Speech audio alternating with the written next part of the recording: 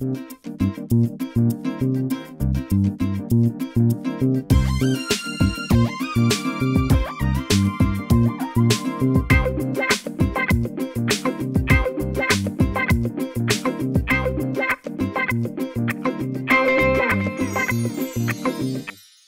देर अस्सलाम वालेकुम। आज 42 के साथ आपकी मेज़बान ज़ोया मलिक। हमारे आज के शो के मेहमान पाकिस्तान पीपल्स पार्टी से ताल्लुक़ रखते हैं। पाकिस्तान पीपल्स पार्टी लाहौर के प्रेसिडेंट है। इसके अलावा NA 133 से होने वाले इलेक्शन में पीपल्स पार्टी की नुमाइंदगी करें। हम बात करें जनाब चौधरी मोहम्मद असलम गिल साहब की। उनके घर के बाहर से मैं खड़ी हुई हूँ, अपने घर में वो हमारा इंतज़ार करें। आज अब पूरा दिन हमने उनके साथ गुजारना है, उनकी पर्सनालिटी को जानने की कोशिश करना है, उनकी दिल की मसरूफियात को जानने की कोशिश करना है। आइए मेरे साथ। अस्सलाम वालेकुम। कैसे हैं? क्या हाल चाल है? खैरियत? ठीक ठाक। वेलकम जी आपको। Thank you so much. आप अपनी इब्तदाई ज़िंदगी के बारे में हमें बताइए। देखें, मेरी पैदाइश तो यहाँ की है, जहाँ हम बैठे हुए हैं, अच्छी एरिया में। हमारी सामने ये हमारा गांव है, ये गुलबर्ग है। अच्छा। और सामने हमारी हवेली हुआ करती थी, वहाँ की मेरी पैदाइश है। और ये हमारा सदियों पुराना, हमारा यहाँ पे रहने वाले मेरे बाप दादा परदादा और सदियों पे हमारी ख़ानदान जो है यहाँ पे रैश पसीर है। यहाँ की एक ज़िम्मेदार फैमिली थे हम। और फिर जब ये कहीं अंग्रेज़ के दौर में बनाया वाल्टन एयरपोर्ट, तो हमारा अब वो ज़मीनें ज़मूने वहाँ पे अक्वायर हो गई। फिर उसके बाद गुलबर्ग ने अक्वायर कर ली, तो बड़ों ने फिर बाहर ज़मीन ले ली। तो बस इस तरह ये इब्तदाई ज़िंदगी तो यहाँ ही गुजरी। अच्छा, बचपन का कोई ऐसा यादगार वाक़या जो आपको हमेशा के लिए आपके दिमाग में रह गया हो, आप हमारे साथ भी शेयर करना चाहें? बचपन में हम साइकिलों पे फिल्म देखने गए, वहाँ पे मैकरो रोड। अच्छा। तो उस वक्त जो थे ना, साइकिल पे भी ज़्यादा बंदे नहीं बैठ सकते, और फिर उसकी लाइट बड़ी ज़रूरी थी कि आगे लाइट हो। अच्छा। तो वो हमें उन्होंने रीगल चौक पे हमें खड़ा कर लिया, पकड़ लिया। तो उन्होंने कहा एक तो आप 3 लोग बैठे हुए हैं, और दूसरा ये है कि आपकी साइकिल को वो लगाया ही नहीं आपने। लड़के थे यहाँ उस वक्त। तो बहरहाल उनके साथ उनकी रिक्वेस्ट की कि चले आइंदा हम ऐसा नहीं करते। तो थोड़ी देर के बाद फिर वो मान गए और हमें छोड़ दिया, उसमें वापस घर आ गया। सियासत में किस तरह से आए आप? सियासत में इस तरह है कि फैमिली तो इतनी बड़ी कोई सियासत में नहीं थी। जब ये है कि मेरे दादा पीपल्स पार्टी जुल्फकार भुट्टो के बड़े चाहने वाले थे। अच्छा। और जब जुल्फकार भुट्टो ताशकंद में जब अयूब खान ने वायदा किया, तो जुल्फकार भुट्टो ने उसके बाद उसकी मुखालफत की और इस्तीफ़ा दे दिया वज़ारत ख़ारजा। तो मेरा ख़ानदान जो है ना भुट्टो साहब के साथ, मेरे दादा मरहूम, मेरे वालिद साहब, फिर ये पीपल्स पार्टी के साथ चलते रहे। और उसके बाद 77 में भुट्टो साहब को जब गिरफ्तार किया, और उसके बाद जस्टिस समदानी साहब ने भुट्टो साहब की ज़मानत ली, तो उसके बाद पहली ज़मानत के बाद फौरी तौर पे भुट्टो साहब लाहौर तशरीफ़ लाए। वहाँ से हम भी उनको मतलब वहाँ वेलकम करने के लिए चले गए। तो हमें रास्ते में ही ये ओरिगा मार्केट, जो मेन मार्केट है, वहाँ से ही गिरफ्तार कर लिया कि आगे पेट्रोल पंप्स को आग लगी हुई है, क्योंकि शेर पंप से आगे 2-3 पंप हुआ करते थे कि उनको आग लगी हुई, आप जाने नहीं देना आगे, तो हम वक्त थोड़ा टाइम लिया आपको उधर रखते हैं। तो मैंने कहा ठीक है। उसके बाद वो हमें उन्होंने गिरफ्तार कर लिया कि आगे तो बहुत आग लगी हुई है वगैरह में, तो हम थोड़ी देर बाद आपको रिहा कर देंगे। मगर उन्होंने रिहा नहीं किया। अगले दिन सुबह हमें वो लिखी पढ़ी 1 साल 10 कौड़ी की सजा सुना दी। और हमें वो ले गया है जेल में। तो इसी तरह और बेशुमार लोगों को सजाएं सुनाई गई। तो उस वक्त जहांगीर बदर साहब को भी सजा सुनाई गई। तो बहुत सारे पार्टी वर्कर्स को, सैकड़ों लोगों को गिरफ्तार कर लिया गया उसी इवेंट पर। तो लोगों को सजाएं दे दी गई, तो जेलों में चले गए। तो इस तरह मेरा फिर सिलसिला जो है सियासत में वो चल पड़ा। आपने इतना कुछ देखा है पीपल्स पार्टी में, लेकिन मैं फिर भी पूछना चाहूंगी आपसे, कोई ऐसी शख्सियत जिसने आपको सबसे ज्यादा मुतासिर किया हो? देखिए, बात यह है कि माँ बाप तो मुतासिर करते ही हैं जी, मगर अगर मैं देखूं मुल्क के अंदर कोई ऐसी शख्सियत जी, तो वो जुल्फ़िकार अली भुट्टो, जिन्होंने पाकिस्तान के अवाम को बहुत कुछ दिया है। बहुत मुतासिर कुन शख्सियत। और उन्होंने पाकिस्तान को बहुत कुछ दिया,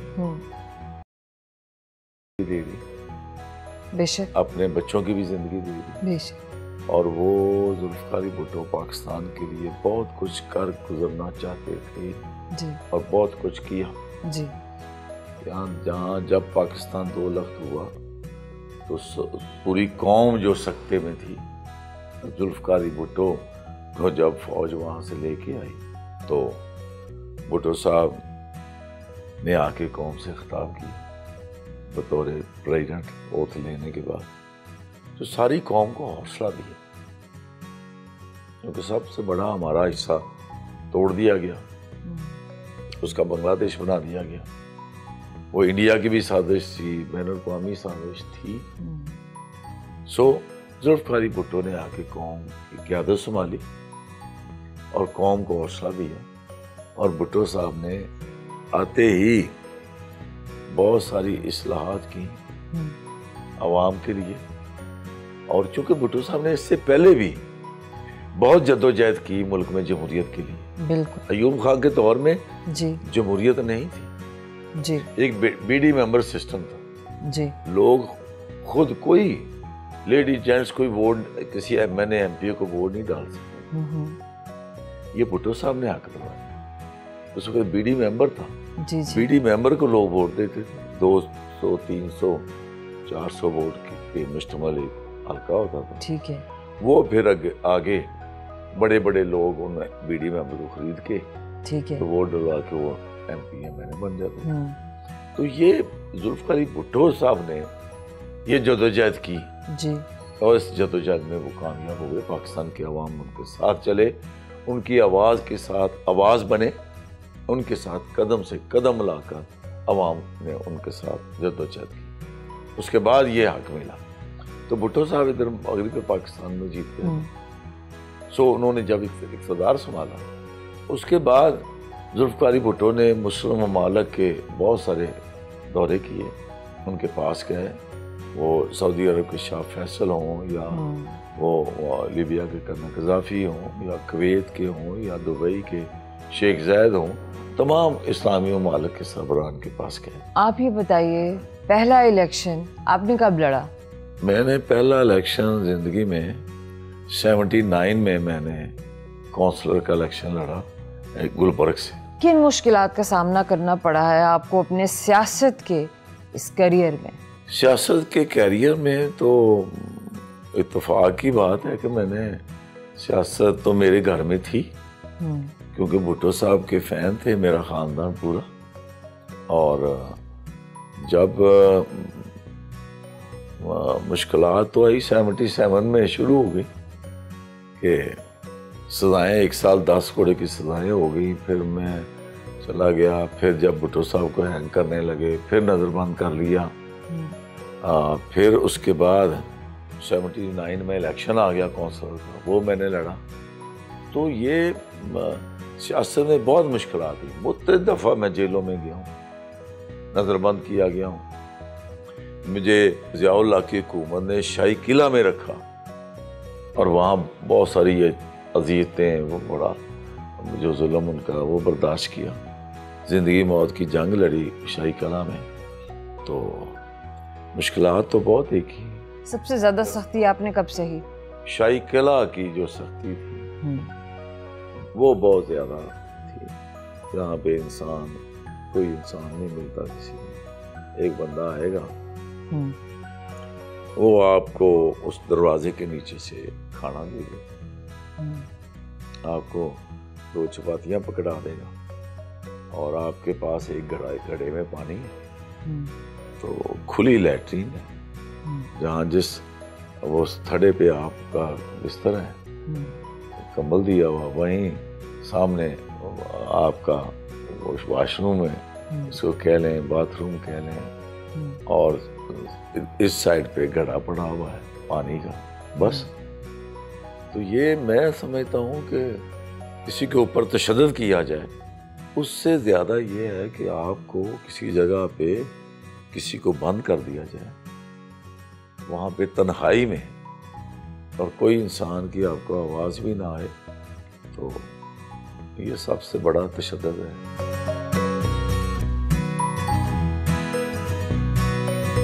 चौधरी मोहम्मद असलम गिल ने सुबह का नाश्ता दोस्तों के साथ किया।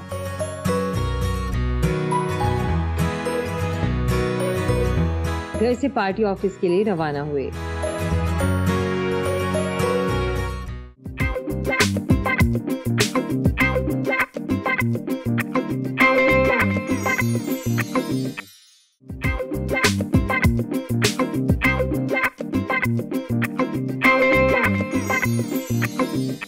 सर, आपकी शादी कब हुई? मेरी शादी लेट हुई 93 में। कितने बच्चे हैं आपके? मेरे 6 बच्चे हैं। दोस्त आप किस तरह के बनाना पसंद करते हैं, या दोस्त खुद ब खुद से बन जाते हैं? देखें, बास टाइम तो खुद ब खुद ही बन जाते हैं जिंदगी में जी। चलते चलते। कुछ दोस्त होते हैं जो आपके बचपन के होते हैं, कुछ दोस्त होते हैं जो आपकी फील्ड जो भी आप जो है, चाहे बिजनेस के लिए लें चाहे सियासत है, उसमें बन जाते। ठीक है। तो मेरे बहुत अच्छे दोस्त थे जी, और जो आप हैं वो भी बहुत अच्छे हैं। किस तरह के लोगों को आप पसंद करते हैं? मैं पसंद करता हूँ उन दोस्तों को जो दोस्ती निभाना जानते हो और उनको दोस्ती की कदर हो, उनको अपनी भी इज्जत हो, मुझे भी हो। यकीनन आप मौसीकी भी सुनते होंगे, महजूज होते होंगे इससे। कौन कौन से गुलकार पसंद हैं, किस किस्म की मौसीकी पसंद है? मुझे नुसरत फ़तेह अली ख़ान पसंद है जी, और नूर जहाँ के गाने भी पसंद हैं। आपको क्या घूमने फिरने का भी शौक है? दुनिया कितनी देखी है? दुनिया का कौन सा खित्ता, कौन सा मुल्क, कौन से लोग, कौन सी सकाफत पसंद आई है? देखिए, फिरते तो रहते हैं, मगर मुझे अपने मुल्क की जो सकाफत है ना, वो मुझे बहुत पसंद है। मुझे अपने खिलाड़ी बहुत पसंद है, मुझे अपने मुल्क की सकाफत बहुत पसंद है, चाहे वो पंजाब की हो, चाहे वो KP की हो, चाहे बलूचिस्तान की हो, और चाहे वो सिंध की हो। तो मुझे अपना मुल्क जो है वो एक ऐसा फूल की मानवी नज़र आता है जो हमारे चारों सूबे हैं, कश्मीर है जी, गिलगित बल्तिस्तान है। तो ये मैं समझता हूँ कि एक की दूसरे से बढ़कर जो उनका कल्चर है, जो उनकी वहाँ रहन सहन है, तो मुझे बड़ा अच्छा लगता है। ज़िंदगी में कौन सा ऐसा वक्त आया या मौका आया जबकि ज़िंदगी में एक टर्निंग पॉइंट साबित हुआ? मुझे पहली दफ़ा जो मेरी ज़िंदगी में, क्योंकि मैं बड़ा खुश रहता था, बड़ा एंजॉय करता था, तो जब मेरी सिस्टर की डेथ हुई, वो 4 भाइयों की एक सिस्टर थी, उस वक्त मुझे बस मेरी ज़िंदगी में वो जो था ना कि भागना दौड़ना, खुश होना, कहीं जाना, उसमें थोड़ी सी एक चेंज आई। उसने मेरे अंदर एक, क्योंकि उसके साथ बहुत प्यार था,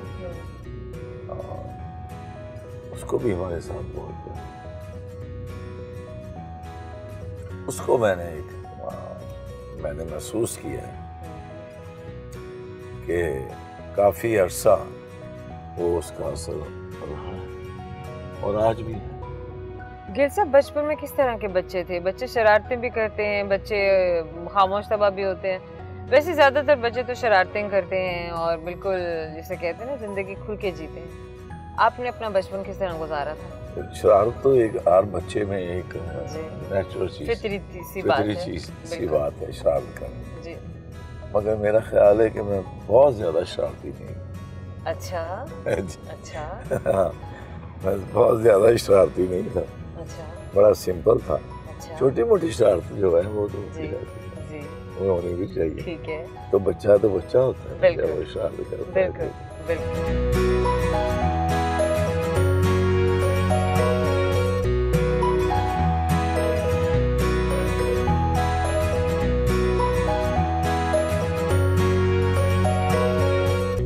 जमशेद इकबाल चीमा, मुसर्रत चीमा, इनके कागजात नामजदगी मुस्तरद हो गए। इस मामले को आप किस तरह से देखते हैं? मेरा ये ख्याल है कि ये इन्होंने जो जानबूझ के ऐसे किया कि इनकी खासी पोजीशन नीचे ख़राब और ये मेरा ख्याल है जमशेद चीमा और उनकी मिसेज जो मुसर्रत चीमा है वो इस सूरत हाल को देखते हुए वो इलेक्शन लड़ना ही नहीं चाहते क्योंकि इतनी बड़ी नालायकी। यहाँ एक आम काउंसलर भी इलेक्शन लड़ता हो जो किसी गली मोहल्ले में किसी यूनियन काउंसिल में, तो वो भी देखता है कि मैं क्या भर रहा हूँ, क्या इसमें मुझे क्या रिक्वायरमेंट है। मगर इसके बावजूद अगर एक नेशनल असम्बली का लेवल का बंदा हो जो वज़ीर आज़म पाकिस्तान का एडवाइज़र हो जी, और जो उसकी मिसेज है वो भी पंजाब गवर्नमेंट की तर्जमान है और MP है, तो अगर वो अपने नॉमिनेशन पेपर सही नहीं भर सकते तो फिर उनको कोई हक नहीं कि वो अवाम की नुमाइंदगी करें या अवाम से वोट ले सके। ठीक है। तो मैं समझता हूँ कि इस तरह के लोग जो होते हैं ना, ये बुखलाए हुए होते हैं जी, इनको अपने असाब पे जो है वो कोई जैसे कोई बोझ होता है और उन्होंने मेरा ख्याल है अपने कई वर्कर्स का हक मारा होगा कि वो अपने उसको अपने नॉमिनेशन पेपर को सही नहीं भर सके। सही। तो मैं तो यही समझता हूँ ठीक है कि उनके जो या तो वो खुद इलेक्शन से क़यादत ने कहा होगा इलेक्शन लड़ लो, ठीक है, वो इलेक्शन से भागना चाह रहे होंगे। अच्छा, तो यानी एक गैर जिम्मेदाराना आपको उनका रवैया यहाँ नजर आया है जो मुस्तकबिल में भी मुस्बत साबित नहीं हो सकता। तो बेहतर है कि यहाँ पर ही मामला जो सामने आ जाए। आप ये बताइए, सुबह पंजाब में पीपल्स पार्टी को मुनज़्ज़म करने के लिए किस तरह के इक़दाम लिए जा रहे हैं और आप ले रहे हैं? अब सुबह पंजाब में जो हमारी कुछ माह पहले तंजीम बनी जी, उसमें उसको मुनज़्ज़म करने के लिए पहले जो तंजीम थी जिसमें कमर ज़मान खैरा साहब और चौधरी मंजूर साहब वो थे प्रेसिडेंट और सेक्रेटरी, उन्होंने अपने ताई बहुत काम किया। उनका टेनोवर 3 साल का पूरा हुआ जी। उसके बाद नई तंजीम आई है जो हमारे साबिक़ वज़ीर आज़म पाकिस्तान राजा परवेज़ अशरफ साहब प्रेसिडेंट बनाए गए हैं और हसन मुर्तज़ा जो हमारे पंजाब असम्बली के अंदर पार्लिमानी सेक्रेटरी लीडर हैं, पार्लिमानी लीडर हैं, उनको सेक्रेटरी जनरल बनाया गया। तो ये है, मुझे अभी 1 महीना भी नहीं हुआ, अभी मुझे पीपल्स पार्टी लाहौर का प्रेसिडेंट बनाया गया। तो अब इंशाल्लाह ताला इलेक्शन से फारिग होते ही जी पंजाब पार्टी भी इंशाल्लाह उसको रीऑर्गेनाइज करेंगे इंशाल्लाह, और लाहौर में भी पार्टी को इंशाल्लाह मुनज़्ज़म करेंगे। इस हवाले से मैं यही आपसे पूछूंगी कि आने वाले इंतखाबात की क्या तैयारी है?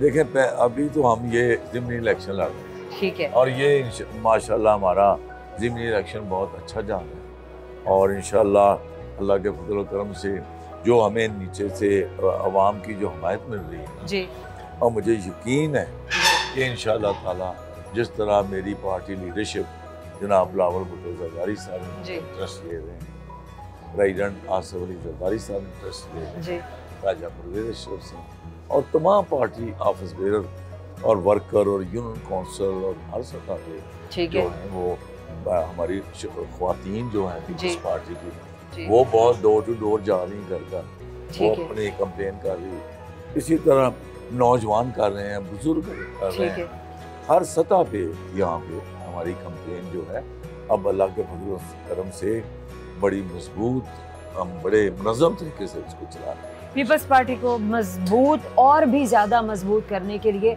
मुस्तकबिल में आप लोग क्या प्लानिंग रखते हैं? हम इसमें ये करेंगे कि जो भी पूरे पंजाब के अंदर, लाहौर के अंदर पार्टी को बुनियादी सतह पे हम रीऑर्गेनाइज करें। बुनियादी सतह पर ये कि यूनियन काउंसिल की सतह से जी, अच्छा, उसके बाद ठीक है पीपी हल्का, फिर उसके बाद डिस्ट्रिक्ट, फिर उसके बाद मतलब सिटी या डिस्ट्रिक्ट या डिवीज़न। तो इस तरह ये पार्टी को बुनियादी तौर पे पार्टी को ऑर्गेनाइज करेंगे गली मोहल्ले जी, और इंशाल्लाह ताला पार्टी के बहुत सारे वर्कर हैं जी, पार्टी की बहुत कुव्वत है, ये शहीदों की जमात है, जुल्फ़िकार भुट्टो शहीद और मोहतरमा शहीद बेनज़ीर भुट्टो और पीपल्स पार्टी के बहुत सारे कारकुनों का इसमें खून शामिल है जी। और इसीलिए अभी भी जमहूरियत है और इंशाल्लाह हम जमहूरियत के लिए मुल्क के अंदर आइन और कानून की हुक्मरानी के लिए हम जद्दोजहद करते रहेंगे। और उसके अलावा ये है कि पाकिस्तान के अवाम को और ख़ुसूसी तौर पर गरीब अवाम को उनको बुनियादी सहूलियात दी जाए और मुल्क के अंदर जो इस महंगाई का खात्मा किया। आपकी नज़र में 133 के इलेक्शन की क्या अहमियत है? इसकी बड़ी अहमियत जी, ये लाहौर का इलेक्शन है और लाहौर में ये 3.5 साल से ज़्यादा हो चुका है जी इमरान खान जी, क्योंकि इमरान खान ने लोगों को के ऊपर एक महंगाई का पहाड़ तोड़, बेशक लोगों की ज़िंदगी जो बड़ी अजीरन हो चुकी है। इस हालात में ये जो ज़िमनी इलेक्शन हो रहा है ये बड़ा पीपल्स पार्टी के लिए बड़ा टर्निंग पॉइंट होगा और मैं समझता हूँ कि यहाँ अवाम के जो मूड का पता चलेगा कि अवाम क्या चाहते हैं, अवाम तब किस तरह की तब्दीली चाहते हैं। अवाम, मेरा ख्याल है मेरी जीत में ये होगा कि अवाम जनाब हमारे चेयरमैन बिलावल भुट्टो ज़रदारी को वज़ीर आज़म पाकिस्तान देखना चाहते हैं और अपने मसाइल का हल जो है वो चाहते हैं कि एक ऐसा नौजवान पढ़ा लिखा जिसके पास विजन हो और उसकी क़यादत में मुल्क के अवाम के मसाइल हल हो। अपने हल्के के लोगों के मसाइल किस तरह से सुनते हैं, किस तरह हल करते हैं? अपने हल्के के मसाइल जो हैं वो मैं तो समझता हूँ कि यहाँ 30 साल हुकूमत रही है मुस्लिम नून की, चबाशी साहब, ठीक है, और 3.5 साल इनको हो गए। मैं जब हल्के में जाता हूँ तो खुदाई कसम मुझे इतना अफसोस होता है कि बुनियादी सहूलियात उनके पास है, पानी नहीं है साफ, गटर मिला पानी लोग पीते, गटर उभर रहे हैं, ऐसे गलियां टूटी हुई, कोई गली पक्की नहीं। तो जब आप किसी को एक वहाँ रहने की सहूलत भी ना हो, साफ पानी भी ना हो, उनके जो सीवर सिस्टम भी ना हो जी, तो उनके लिए वहाँ फिजा भी अच्छी ना हो, तो उनके लिए जिंदगी जो बड़ी अजीरन हो जाती है। बढ़ती हुई महंगाई है, गुर्बत हम पर पहाड़ की तरह टूट पड़ी है, टूटा हुआ है महंगाई का, बिल्कुल। वो तो लोग मुसीबत के मारे वो दाल रोटी से तंग है, लोग अपनी जिंदगी जो है उनके लिए एक बिजली महंगी, सुई गैस महंगा, यहाँ तेल जो है, पेट्रोल हो, डीजल हो, हर चीज महंगी। हुकूमत सही सिमत में गई है पिछले 3 सालों में? हुकूमत ने क्या सिमत में जाना है, हुकूमत तो बर्बाद कर दिया अवाम को, पाकिस्तान को। पाकिस्तान के अंदर उन्होंने जो दी कुछ नहीं दिया अवाम को, हुकूमत ने क्या सही जाना, हुकूमत तो बदकिस्मती है।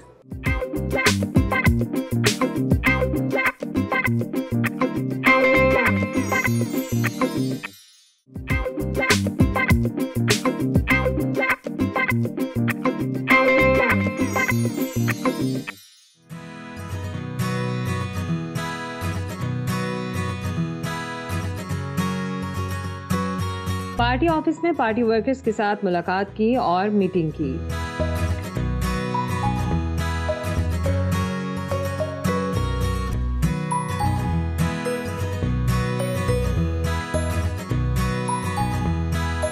अपने हलके का दौरा करने के लिए रवाना हुए।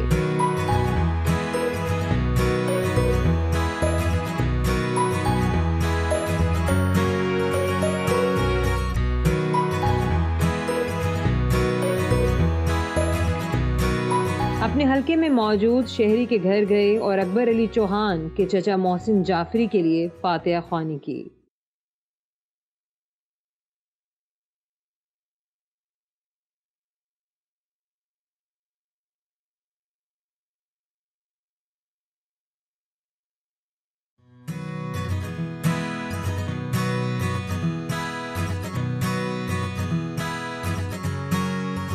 अपने हलके में मौजूद पार्टी ऑफिस के लिए रवाना हुए।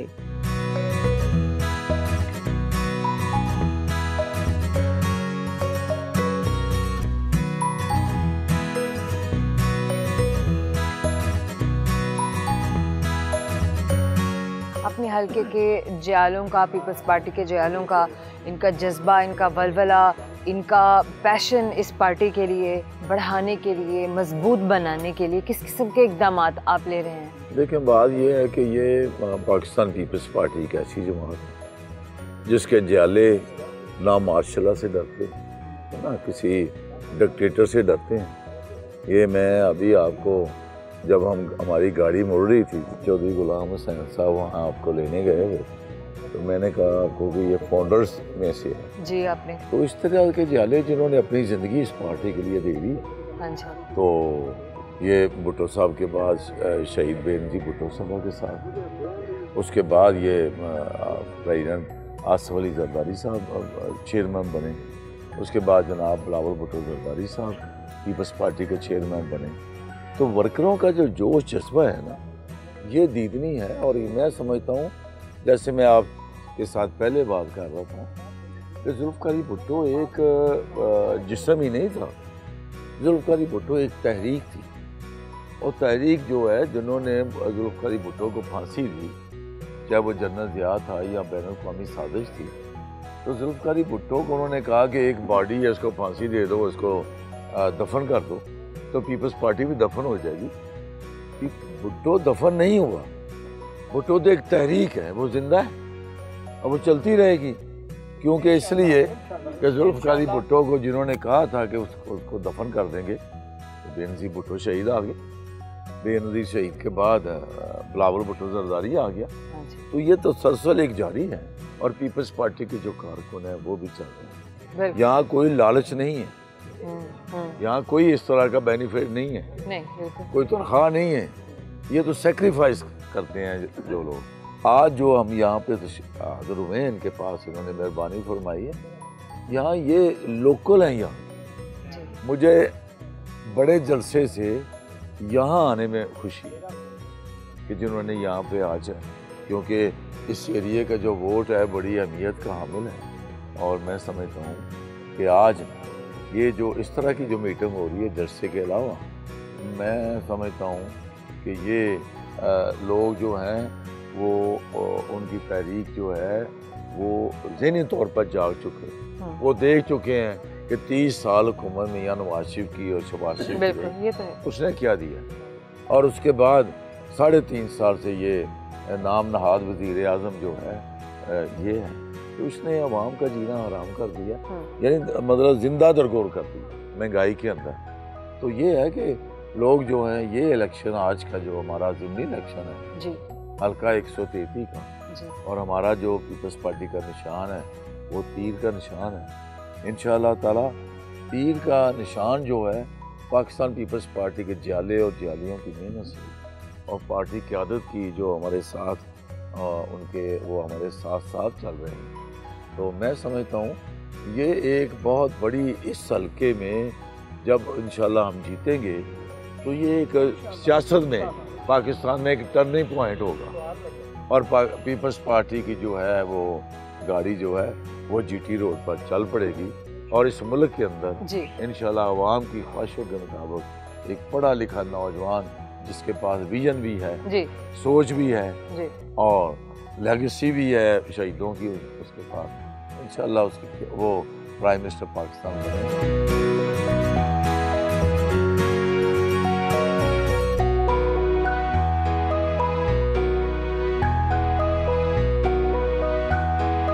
ने 133 के इलेक्शन के हवाले से जलसे में शिरकत की, जहां पार्टी के सीनियर ओहदेदारान भी मौजूद थे। आखिरी सवाल, कोई ऐसी ख्वाहिश, कोई ऐसी बात, कोई ऐसी चीज़ जो आप पाना चाहते हो, जो आप ख्वाहिश हो? मैं तो ये चाहता हूँ कि इस मुल्क को फलना फूलना चाहिए, तरक्की याफ्ता ममालिक के सामने आना चाहिए, इस मुल्क की जमहूरियत रहनी चाहिए, यहाँ और मजबूत होनी चाहिए, मुल्क के अंदर एक इंसाफ की हुकूमत होनी चाहिए, यहाँ मुल्क के अंदर लोगों को जो रोज़गार मिलना चाहिए, तालीम मिलनी चाहिए, लोगों को सेहत की सहूलियात मिलनी चाहिए, बुनियादी जो ज़िंदगी की इंसान की जो है वो तालीम है, सेहत है, इंसान का रोज़गार है कि वो इज़्ज़त के साथ अपनी रोज़ी कमा सके और अपने बच्चों को पढ़ा लिखा कर आगे ले जाए। तो मेरी भी यही ख्वाहिश है कि जिस तरह मैं अपने बच्चों का सोचता हूँ, मैं कहता हूँ इस मुल्क के तमाम बच्चे पढ़े लिखें और वो एक खुशहाल मुल्क के अंदर ज़िंदगी गुजारें और वो इस मुसीबतें जो हैं वो उससे गुजर सकें।